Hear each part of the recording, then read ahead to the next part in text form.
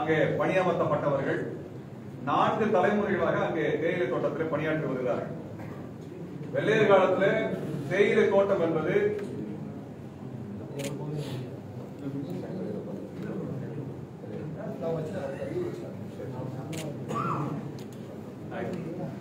வெள்ளையர் காலத்தில் தேயிலை தோட்டங்கிறது ஒரு அரை அடிமை என்கின்ற முறையில அந்த தோட்டத்தோடு குடும்பத்தை பிணைச்சு அவர்கள் அங்கிருந்து வெளியேறாத வகையில அங்கே காலங்காலமாக தொழிலாளர்களாக வேலை செய்யக்கூடிய ஒரு அடிமை முறையை தான் அவங்க வச்சிருந்தாங்க. அந்த மாதிரியாக கொண்டு செல்லப்பட்ட குடும்பங்கள் கிட்டத்தட்ட 4 தலைமுறையாக மாஞ்சோலையில் இருக்கிறார்கள். விடுதலை அடைந்த பிறகு அந்த நிலம் ஒரு தனியார் நிறுவனத்துக்கு ஒப்படைக்கப்பட்டு பாம்பே பர்மா ட்ரேடிங் கார்பரேஷன் என்கின்ற பெயரிலே இந்தியாவுடைய மிகப்பெரிய பணக்கார குடும்பங்களில் ஒன்றாக இருக்கக்கூடிய ரூஸ்னி வாடியா அவர்களுடைய நிறுவனமாக மாற்றப்பட்டது. அந்த சமயத்திலும் கூட அவர்களது நிலையை மாற்றுவதற்கான எந்த முயற்சியும் மேற்கொள்ளப்படவில்லை. அவர்கள் இன்றைக்கும் அங்கே தொழிலாளர்கள் தான் வாழ்ந்துட்டு இருக்கிறார்கள். அவர்களுக்கு ஒரு பயிற்சியோ மேலாண்மை பயிற்சியோ அல்லது அவர்கள் வளர்ச்சி அடைந்து அடுத்த கட்டத்தை அடைவதற்கான எந்த பயிற்சி தராதனால தான் இதை ஒரு அரை அடிமை முறை என்று சொல்லுகின்றனர். பொதுவாக நிறுவனத்துக்குள்ள போனோம்னா அவங்க குறைந்தபட்ச காலத்தில் பணி உயர்வு பெற்று மேல மேல பொறுப்புக்கு போக முடியும் அல்லது வேறொரு நிலையை அடைய முடியும். அப்படி எந்த நிலையும் இல்லாமல் காலங்காலமாக தொழிலாளர்களாக மட்டுமே வாழக்கூடிய நிலை உருவாக்குவதை தான் நாம் அடிமை முறை என்று சொல்லுகின்றோம். அப்படி கொத்தடிமை முறை என்று சொல்லுவோம் அதன் அடிப்படையில் வரக்கூடியதான். அப்படி வெள்ளையர் காலத்தில் உருவாக்கப்பட்ட அந்த முறை இன்றும் தொடர்வது என்பது இந்த தேசத்திற்கு அவமானதாக இருக்கிறது. அப்படிப்பட்ட நிலையில் அந்த தேயிலை தோட்டம் 99 ஆண்டுகள் ஒப்பந்தங்களை முடிந்து அது அரசின் வசம் ஒப்படைக்கப்பட இருக்கிறது. அந்த ஒப்பந்தம் என்பது வருகின்ற 2028ஆம் வருடத்திலே முடிய போகக்கூடிய சூழலில் 4 ஆண்டுகளுக்கு முன்பாகவே இப்பொழுதே அவர்களை அங்கே தேயிலை தோட்டத்திலிருந்து வெளியேற்றுகின்ற வேலையை அந்த நிறுவனம் செஞ்சு வருது. இதை உயர்நீதிமன்றம் தடுத்திருக்கிறது. அதாவது அவர்களது வீடுகளில் இருந்து வெளியேற்றுவதை கட்டாயமாக வெளியேற்றுவதை தடுத்து வைத்திருக்கிறார்கள். இப்ப நம்ம என்ன கோரிக்கை வைக்கிறோம்ன்றா அவர்களுக்கு அந்த தொழிலாளர்களுக்கு பாம்பே பர்மா ட்ரேடிங் கார்பரேஷன் எந்த விதமான நியாயமான நட்டஈட்டை வழங்கல. பொதுவாக ஒரு நிறுவனம் மூடப்படுவதனால் அந்த தொழிலாளர்களுக்கான முறையான நட்டஈடு வழங்கப்படும். ஆனால் இங்க நிறுவனத்தை மூடுகின்ற அந்த Bombay Burma trading corporation voluntary retirement லெட்டரை வாங்கிக்கிட்டு அந்த தொழிலாளர்களை வேலையை விட்டு அனுப்புகிறது. முதல்ல மூடப்படுகிற நிறுவனத்துக்கு எப்படி வாலண்டரி ரிட்டையர்மெண்ட் வருதுன்னு தெரியல. ஆனால் அந்த தொழிலாளர்களை ஏமாற்றி கையெழுத்து வாங்கி அவர்களை பாதி மிரட்டி அவர்களிடத்தில் வாலண்டரி ரிட்டையர்மெண்ட்டுக்காக அந்த ஒப்புதல் பெற்றிருக்கிறார்கள். அதை வைத்துக் கொண்டு வெளியேற்ற இது அடிப்படையில் குற்றச் செயலாக தான் பார்க்க வேண்டும். இரண்டாவது, பொதுவாக இந்த மாதிரி நிறுவனம் மூடப்படுதுன்னா அவர்களுக்கு குறைந்தபட்சம் சமீபத்தில் 2 ஆண்டுகளுக்கு முன்பு சென்னையில் இருந்த போர்டு கம்பெனி கார் கம்பெனி மூடப்பட்ட போது அவர்களுக்கு கிட்டத்தட்ட 143 நாட்கள், ஒரு வருடத்தில் 143 நாட்கள் என்கின்ற விகிதத்தில் நட்டஈடு கொடுக்கப்பட்டது. எத்தனை வருஷம் வேலை செய்யறாங்க? 10 ஆண்டுகள் வேலை செய்தால் ஒரு வருடத்துக்கு 143 நாட்கள் என்று கணக்கிட்டு 1430 நாட்கள் 20 வருடம் அதுக்கு ஏற்ற மாதிரி போட்டு அவர்களுக்கு என்று ஒரு நட்டஈடு கொடுக்கப்பட்டது. அதனால அங்கே வேலை பார்த்த தொழிலாளர்கள் தங்களுக்கான தொழிலை அமைத்துக் கொண்டார்கள் அல்லது அவர்கள் வேற அவர்களுக்கான தேவை நிறைவேற்றாங்க. ஆனால் இந்த தொழிலாளர்களுக்கு அதிகபட்சமாக 2 லட்சம் ரூபாய் என்கின்ற விகிதத்தில் இன்னும் 4 வருஷம் சர்வீஸ் இருக்கு அவங்களுக்கு. ஆனால் அவங்களுக்கு வெறும் 2 லட்சம் விகிதம் என்கின்ற அடிப்படையில் கொடுத்து வெளியேற்றுறாங்க.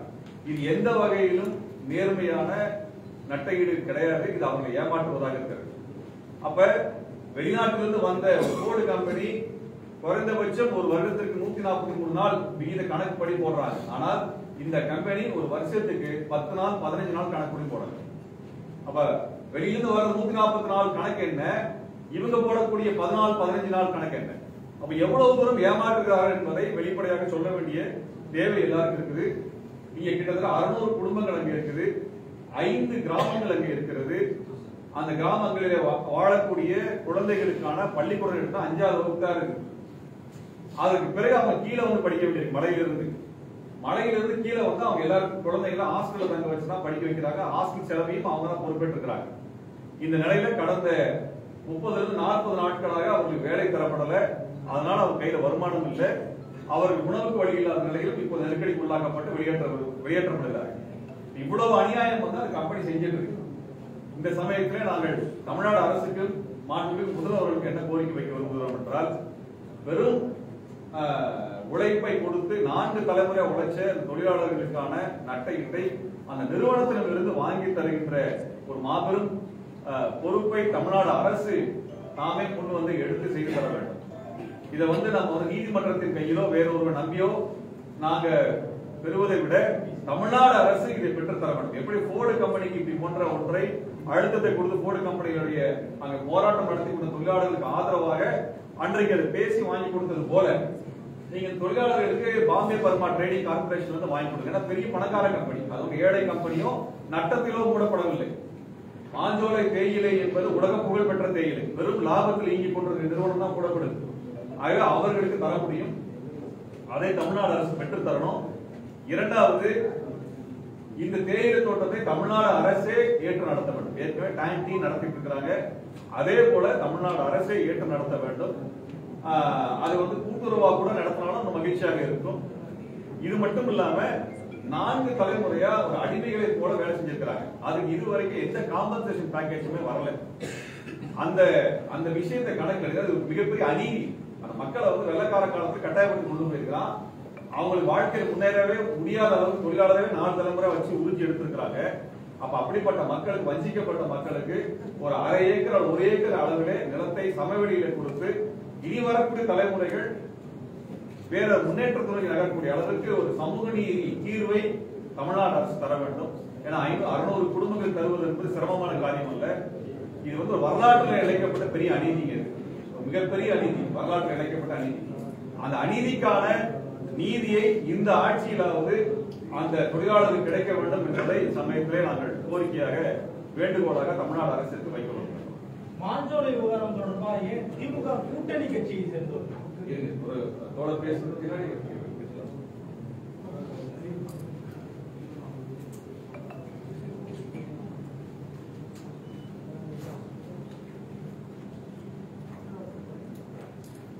பாதிக்கப்பட்ட மாஞ்சோலை தொழிலாளர்களுக்கு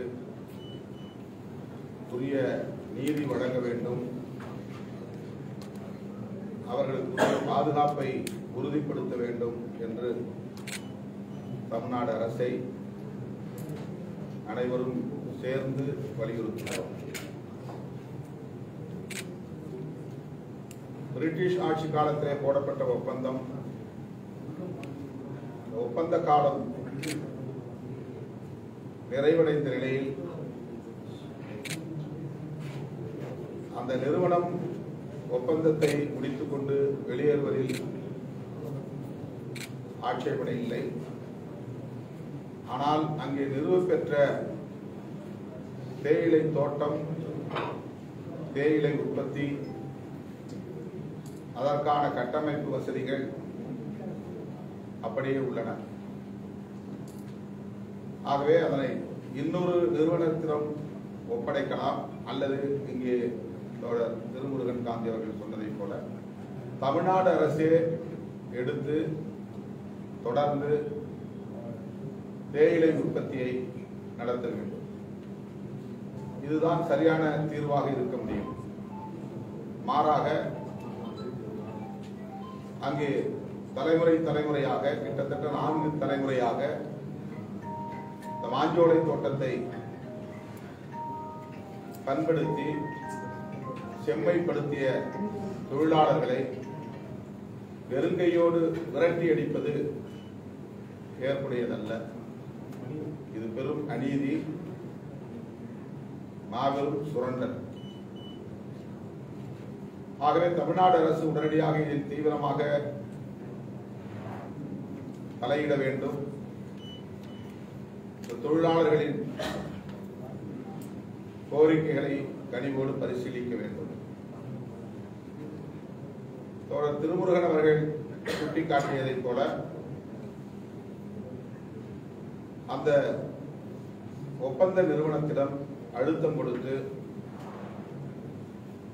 தனியார் நிறுவனங்கள் தொழிற்சாலையை அல்லது உற்பத்தியை நிறுத்துகிற போது, மூடுகிற போது தொழிலாளர்களுக்கு எத்தகைய இழப்பீட்டை வழங்கியிருக்கிறார்கள் என்பதற்கு பல முன்மாதிரிகள் உள்ளன. இதுதான் போர்டு கம்பெனியை சொன்னார். அதே போல இந்த தொழிலாளர்களுக்கும் உரிய இழப்பீட்டை பெற்றுத் தருவதற்கு இந்த பிபிடிசி என்கிற நிறுவனத்தோடு தமிழ்நாடு அரசு பேச வேண்டும், வலியுறுத்த வேண்டும், அதை பெற்றுத் தருவதற்குரிய நடவடிக்கைகளை மேற்கொள்ள வேண்டும். டான்டி மூலமாக இந்த மாஞ்சோலை தோட்டத்தை கையகப்படுத்தி தொடர்ந்து இந்த தொழிலாளர்கள் பணியாற்றுவதற்கு அங்கேயே தங்கியிருந்து பணியாற்றுவதற்குரிய வழிவகையை உருவாக்க வேண்டும். அவ்வளவு பெரிய எஸ்டாப்ளிஷ்மெண்ட், 8000 ஏக்கருக்கு மேலான பரப்பு, உலக புகழ்பெற்ற தேயிலை உற்பத்தி, அதில் இந்த மக்கள் சிந்திய வேர்வை, இந்த மக்கள் சிந்திய ரத்தம் இன்னும் காயாமல் உள்ளது. ஆகவே அந்த உழைப்பால் உருவாகி இருக்கக்கூடிய தேயிலை தோட்டத்தை பாழ்படுத்தாமல் அதை தொடர்ந்து நிர்வாகத்தை கையில் எடுத்து தமிழ்நாடு அரசு நடத்த வேண்டும் என்பதை வலியுறுத்துவோம். இது மிக முக்கியமான கோரிக்கை, இன்னும் சொல்ல போனால் முதன்மையான கோரிக்கை. பிபிடிசியுடன் பேச்சுவார்த்தை நடத்துகிற போது மணி பேக்கேஜ் நிதி, இழப்பீட்டு நிதி என்று மட்டுமில்லாமல் அவர்களுக்கு வாழ்வாதாரத்தை உறுதிப்படுத்துவதற்கு சமவெளி பகுதியில் தலா 1/2 ஏக்கர் நிலம் அவர்கள் வீடு கட்டிக் கொள்வதற்கும் விவசாயம் செய்வதற்கும் ஏற்ற வகையில் பேச்சுவார்த்தை மூலம் பெற்றுத்தர வேண்டும் என்று வலியுறுத்துகிறோம். இந்த கோரிக்கைகள் பாதிக்கப்பட்ட தொழிலாளர்களின் நலன்களில் இருந்து முன்வைக்கப்படுகிறது. தமிழ்நாடு அரசு இதில் உடனடியாக தலையிட வேண்டும், உரிய தீர்வை, நீதியை வழங்க வேண்டும் என்று விடுதலை சிறுத்தைகள் கட்சியின் சார்பில் வலியுறுத்துகிறோம். திமுக கூட்டணி கட்சியினர் இன்னமும் மாஞ்சோலை தொடர்பா அழுத்தம் கொடுத்தது பத்தலையோ அப்படின்னு தோணுது. உண்மைதானா? எப்படி நினைக்கிறீங்க? நீங்க எதிர்பார்க்கிற அளவுக்கு அழுத்தம் கொடுக்கணும். இல்ல போராட்டம் ஆர்ப்பாட்டம்னு மக்கள் வெளியேற்றம் தொடங்கிருச்சு. நீதிமன்ற உத்தரவு மட்டும் இல்ல அப்படின்னா இன்னும் மக்கள் இருந்திருக்க முடியாது. நீதிமன்றம் மட்டும் தான் அவங்களோட உத்தரவு மட்டும் தான் ஸ்டாப் பண்ணிருக்குது. அத்தகைய ஒரு சூழல்ல ஒரு இட பாதுகாப்பு இல்லாம மக்கள் இருக்கிறாங்க. ஆனா பெரிய அளவுக்கு கண்டனம், போராட்டம் எதுவுமே நடக்கலையோ? அரசின் கவனத்திற்கு கட்டாயமாக இதை எடுத்துச் செல்வோம், உரிய அழுத்தம் கொடுப்போம். சில புலிகள் காப்பகமா நீதிமன்றம் இந்த பகுதிகளை அறிவிச்சிருக்காங்க. அப்படி புலிகள் காப்பகமா நீதிமன்றம் அறிவித்த ஒரு இடத்துல பாத்தீங்கன்னா அது அரசுடைய கட்டுப்பாட்டில் தான் யாரும் வசிக்க முடியாது. அது 23 ஏக்கர் அளவு தான். அது 8000 ஏக்கருக்கு மேலான பெரிய பரப்பு. அதுல வெறும் 23 ஏக்கர் பகுதியை தான் ரிசர்வ் ஃபாரஸ்ட் அறிவிச்சிருக்காங்க. அது பிரச்சனை இல்லை. தொழிலாளர்கள் அது ஒரு பிரச்சனை. தொழிலாளர்கள் கம்ப்ளைண்ட் பண்றதுக்காக கலெக்டர் ஆபீஸ்க்கு போய் கலெக்டர்கிட்ட கம்ப்ளைண்ட் பண்றாங்க. அவரு திருநெல்வேலி மாவட்ட ஆட்சியர் மாஞ்சோலை மக்களை அவமானப்படுத்துற மாதிரி நடந்துக்கிறாங்கன்னு சொல்லி வெளியில செய்தியாளர் சந்திப்புல அந்த மக்கள் வேதனையா தெரிவிக்கிறாங்க. இந்த விஷயத்தை எங்களால அரசு கிட்ட கொண்டு போக முடியலன்னு சொல்றாங்க. இதை எப்படி பாக்குறீங்க? பியூரோக்ராட்டிக் எப்படி பாக்குறீங்க? அந்த மாதிரி நடந்தது கண்டனத்துக்குரியது. யார் பாதிக்கப்பட்டார்களோ அவர்கள் அதை புகார் மூலமாக தந்தால் நாம் உயர் அதிகாரிகளின் கவனத்திற்கு அல்லது முதலமைச்சரின் கவனத்திற்கு எடுத்து அரசு இது சம்பந்தமா இது வரைக்கும் விவகாரம் நாட்கள் ஆயிடுச்சு. ஆனா அரசு தரப்பு இதுல சொந்தமா எதுவுமே சொல்ல முடியாது. அதனாலதான் இந்த பிரஸ் மீட் போடுறோம். அதிகாரிகிட்ட போறதுக்கு முன்னாடி, முதலமைச்சர் பார்க்கறதுக்கு முன்னாடி ஊடகங்களை சந்தித்து இதை மக்கள் மயப்படுத்த வேண்டும், மக்களின் பார்வைக்கு கொண்டு செல்ல வேண்டும் என்ற ஒரு நல்லெண்ணத்தின் அடிப்படையில் தான் இந்த ஊடகவியலாளர் சந்திப்பு நடக்கிறது. மாஞ்சோலை தொழிலாளர்கள் இங்கே உடன் இருக்கிறார்கள். மதுரை உயர்நீதிமன்ற கிளையே வலியுறுத்தியிருக்கு, அந்த மக்களுக்கு மறுவாழ்வு செய்யணும், அப்படி இல்லைன்னா அந்த தேயிலை தோட்டத்தை அரசே ஏற்று நடத்தணும் அப்படின்னு சொல்லியிருக்காங்க. வர 22ஆம் தேதி தமிழக அரசு பதிலளிக்கணும். வழக்கு நடந்துட்டு அது குறித்து ஏதோ அழுத்தம் கொடுக்கறதுக்கான சில நாட்கள் தான் இருக்கு. கோர்ட்ல இருக்குல்ல கேஸ், கோர்ட்ல என்ன ஆர்டர் வருதுன்னா தொழிலாளர்கள் 2019 ஏற்கனவே அவங்களுக்கு ஒரு பட்டா கொடுத்திருந்தாங்க. கீழே மணிமுத்தாறுல வந்து 110 குடும்பத்துக்கு கொடுத்திருந்தாங்க. ஆனா அந்த பட்டாவை வந்து ஒரு குறிப்பிட்ட ஆசிரமத்தை சேர்ந்தவங்க மனைப்பட்டாவா நிலப்பட்டாவா? மனைப்பட்டா. அவங்க மாஞ்சோலையில வந்தவங்க ரெப்ரசன்டேட்டிவ் நீங்க கேட்டாலும் ஏற்கனவே பணி முடிந்து அது கொடுத்த பட்டாவை ஆக்கிரமிச்சிருக்காங்க. இலவச பட்டா வச்சு கொடுத்தாங்க. பட்டாவை கொடுத்து அவங்களுக்கு இடத்தை வரைக்கும் யாருக்கும் நல்ல நாங்க நேர்ல போய் பார்க்கும்போது அது தெரிஞ்சது. பட்டா கையில வச்சிருக்காங்க, நிலம் தெரியல அவங்களுக்கு. அந்த இடத்தை நாங்க நேர்ல போய் ஐடென்டிஃபை பண்ணி பார்க்கும்போது ஒரு பர்டிகுலரா ஒரு ஆசிரமம் ஆக்கிரமிச்சு வச்சிருக்காங்க. 3.5 ஏக்கர் நிலம் சுத்தி ஆக்கிரமிச்சு வச்சிருக்காங்க. அதுல மொத்தமா 106 மாஞ்சோலை ஊத்து காக்காட்சியில் உள்ள மக்களுக்கான நிலம் இருக்குது. ஆனா இன்னமும் அதை ஐடென்டிஃபை பண்ணதில்ல. இது சம்பந்தமா தாசில்தார்கிட்ட பேசணும்னா எந்த ரெஸ்பாண்டும் பண்ண மாட்டேங்கிறாரு. 3 வருஷம் ஆனதுனால காலாவதி ஆயிடுச்சுன்னு சொல்றாங்க. எப்படி பாக்குறீங்க? அது நிறைய இடங்கள்ல அந்த மாதிரி வந்து பட்டா கொடுத்து நிலம் அளந்து கொடுக்காம போனா அது காலாவதி ஆயிடுச்சுன்னு சொல்லிட்டு மறுபடியும் அந்த லேண்ட் எடுத்துக்கிற ஒரு நடைமுறை இருக்கு. அது இந்த சட்டமன்றத்தில் கூட விவாதிக்கப்பட்டது. மறுபடியும் நம்ம முயற்சி பண்ணி இந்த நிலைமை எடுத்து சொன்னாங்க அதை திரும்ப அதே நபர்களுக்கான இடமா அதை ஐடென்டிஃபை பண்ணி கொடுப்பாங்க. அது வந்து அது மாதிரி சில இடங்கள்ல தருமபுரியில் கூட நடக்குது, கிருஷ்ணகிரியில் நடக்குது. பல இடங்கள்ல அதே மாதிரி முதல்வர் வருகிற போது அல்லது அமைச்சர் வருகிற போது பட்டா யார் யார் கோருகிறார்களோ அவர்களுக்கு பட்டா கொடுத்துருவாங்க.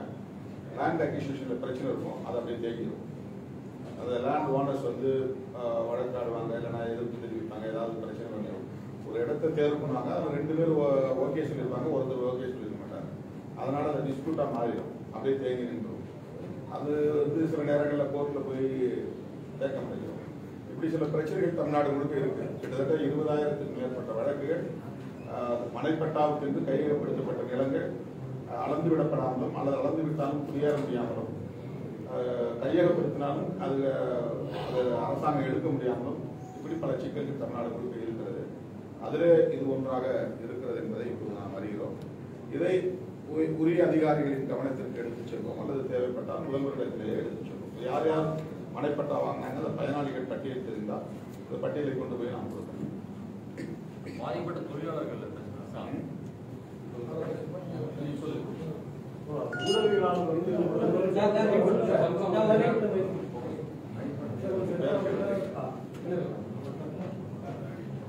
ஊடகவியலாளர் வந்து தொழிலாளர்கள் சார்பாக பத்திரிகைகளில் அமல்படுத்த வேண்டிய ஒரு மோசடி கூட இருக்கு. என்னன்னா இது வந்து விஆர்எஸ் பேக்கேஜ். அவங்க வந்து தொழிலாளருடைய கிணரசை பயன்படுத்தி அறியாமையை பயன்படுத்தி நிறுவனம் அறிவித்திருக்கிற விஆர்எஸ் பேக்கேஜ் என்ன சொல்லியிருக்காங்கன்னா, அதாவது வந்து 50 வயதிலிருந்து 59 வயது இருக்கக்கூடிய தொழிலாளர்கள் எவ்வளவு சர்வீஸ் பண்ணியிருந்தாலும் சரி, கடைசியா வாங்கின 24 மாதங்களுடைய ஊதியத்தை வாங்கி கொண்டு ஷிஃப்டிங் அலவன்ஸ் சொல்லி இடம்பெயர்வுக்காக ஒரு 10,000 இது மட்டும்தான் கொடுக்க முடியும்னு சொல்லியிருக்காங்க. 50 வயதுக்கு உட்பட்ட தொழிலாளர்களுக்கு கடைசியாக வாங்கின 18 மாத சம்பளம் மட்டும் வாங்கிட்டு ஒரு 10,000 ரூபாய் கூடுதலாக கொடுத்து நீங்க இருந்து வெளியே போகணும்னு சொல்லி கையெழுத்து வாங்கிக்கிறாங்க. இது வந்து எந்த வகையிலும் ஏற்றுக்கொள்ள முடியாத ஒரு ஒப்பந்தம். தொழிலாளர்களுக்கு இந்த சாதாரண தொழிலாளர்களுக்கு ஒரு பெரிய விழிப்புணர்வு இருக்காது. அவங்க பெயரட்டி கையெழுத்து வாங்கிக்கிறாங்க. தமிழக அரசு குறிப்பாக தொழிலாளர் நலத்துறை அமைச்சகம் தொழிலாளர் நல செயலாளர் தலைமையில் பேச்சுவார்த்தைக்கு ரொம்ப மோசடி ஏமாற்றப்பட்டிருக்கு. இந்த மீனர் காம்பன்சேஷனை வாங்கிட்டு நிச்சயமாக வெளியே போக முடியாது. அவை எவ்வளவு பெரிய நிறுவனம் இருந்து தொழிலாளர்களுடைய அறியாமையை பயன்படுத்தி ஒரு மோசடியில் இருக்கிற செய்தியை சேர்த்து நீங்க ஊடகத்துக்கு கொண்டு போனீங்கன்னா தமிழக அரசுக்கு இந்த பத்திரிகையாளர் சந்திப்பு வாயிலாக இந்த அமைப்புகள் கொடுக்கக்கூடிய அழுத்தம் விரைவில் அனைத்து கட்சி போராட்டம் அனைத்து தொழிற்சங்களுடைய போராட்டம் திருநெல்வேலியில் நடக்குது. இதையும் சேர்த்து கொஞ்சம் கொண்டு போகணும்.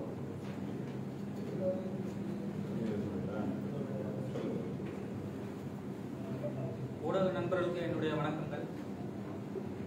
மாஞ்சோலை தோட்ட தொழிலாளர்கள் நீங்க மேல போய் பார்த்தீங்கன்னா அந்த பகுதி சாலையிலே இல்லாத ஒரு பகுதியா இருக்குது. மக்கள் வந்து ஒரு நாளைக்கு ஒரு தடவை தான் போயிட்டு வரலாம். பெண்கள் மாசத்துக்கு ஒரு முறையோ இல்லை வருடத்துக்கு ஒரு முறையோ வெளியே போற ஒரு சூழல் தான் இருக்குது. இத நம்ம மனசு வந்து இதுக்கு முன்னாடி அரசின் பார்வைக்கு இது போனதோ போகலையோ பல்வேறு காரணங்கள் இருந்திருக்கலாம்.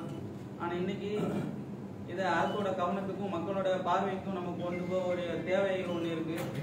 அதனாலதான் தோழர் திருமுருகன் காந்தி அவர்களை நான் நேரடியாகவே அந்த பகுதிக்கு அழைச்சிட்டு போனேன். அந்த மக்கள் அழுகாத ஒரு நபர் கூட இல்லை. ஆண்களும் கண்ணீர் சிந்துற ஒரு நிலைமை தமிழகத்தில் வந்திருக்குது.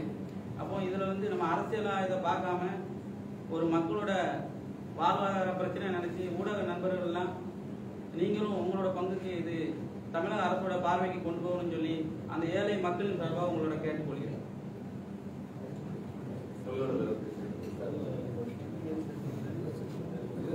ஆனந்தராஜ் மரியராஜ் ஏதாவது சொல்றீங்களா?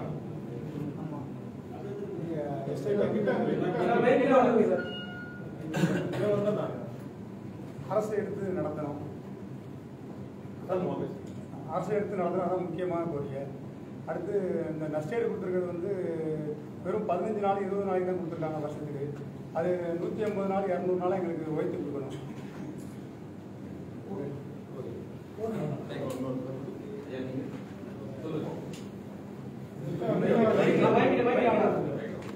கம்பெனி கொடுத்துருக்க நிலக்கீடு இதை காணாது.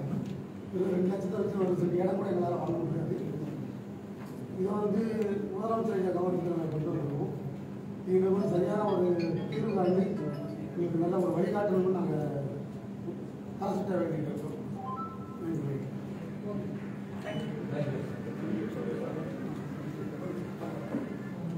அதாவது தொழிலாளர் நிறுவனம் என்று வருகிற பொழுது தொழிலாளர் நல சட்டப்படி அரசு பேச்சுவார்த்தை நடத்த வேண்டிய தேவையும் இருக்கிறது. எனவே முத்தரப்பு பேச்சு தான் என்கிற அடிப்படையில் தான் இருக்கணும். இருதரப்பு பேச்சாக இருப்பது என்பது ஏற்றுக்கொள்ள முடியாதது. எனவே ஒரு நிறுவனம் தொழிலாளர் என்று வருகிற போது தொழிலாளர் சட்டம் இருக்கிறது, தமிழ்நாடு அரசு இருக்குது. எனவே அரசு தலையிட வேண்டும். முத்தரப்பு பேச்சுவார்த்தையாக மாறினாதான் தீர்வு கிடைக்கும் என்பதை சொல்லிக் கொள்ள வேண்டும்.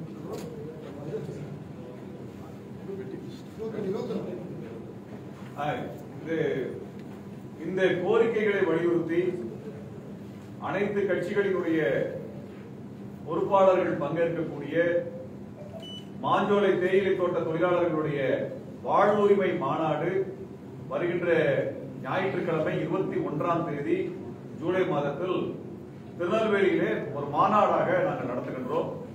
அனைத்து கட்சியினுடைய பொறுப்பாளர்கள் பங்கெடுக்கிறாங்க. இது மக்களுடைய கவனத்திற்கு மட்டுமல்ல, அரசின் கவனத்திற்கு செல்ல வேண்டும் என்பதற்காக இந்த மாநாடு ஒருங்கிணைக்கப்பட்டிருக்கிறது. மேற்பதனால் இயக்கம் இதை ஒருங்கிணைக்கிறது. அனைத்து கட்சியினுடைய ஜனநாயக அமைப்புகளினுடைய பொறுப்பாளர்கள் இந்த ஜூலை 21ஆம் தேதி மாநாட்டிலே பங்கேற்கிறார்கள். இந்த மாநாட்டிற்கும் நீங்கள் ஆதரவு தெரிவித்து அதன் மூலமாக 4 தலைமுறையாக வெள்ளையர் காலத்திலிருந்து சுரண்டப்பட்ட ஒரு மக்களுக்கான நீதி கிடைப்பதிலே நாம் அனைவரும் ஒன்றாக கைகோர்த்து நிற்க வேண்டும் என்பதை சமயத்திலே நாங்கள் வேண்டுகோளாக முன்வைக்கிறோம்.